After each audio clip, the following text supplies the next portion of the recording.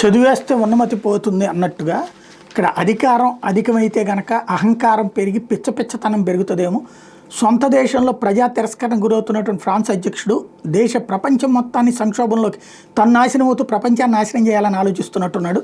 Ukraine కంటే వీడు European శిఖరాగ్రహంలో చేసిన ప్రతిపాదన ఏంటి అంటే ఉక్రెయిన్ భద్రత కోసం అవసరమైతే అణ్వాయుధాలు ఇవ్వాలన్నాడు.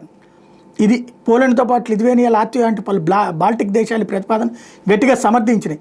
యూరోపియన్లో అణ్వాయుధ పాఠం ఉన్న దేశం ఫ్రాన్స్ ఒక్కటే.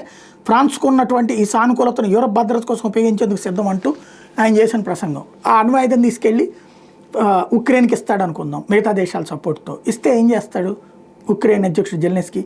తీసుకెళ్ళి రష్యా మీద వేస్తాడు అనుకుంటాడు. అప్పుడు రష్యా చూస్తూ ఊరుకుంటుందా?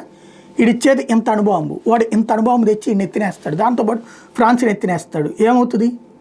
మూడో ప్రపంచ యుద్ధం వస్తుంది. ప్రపంచాన్ని వీడేమో అక్కడ సొంత దేశంలో తిరస్కరణకు గురవుతున్నాడు, వరుసపెట్టి ఓటమి పాలవుతున్నాడు మ్యాక్రాన్.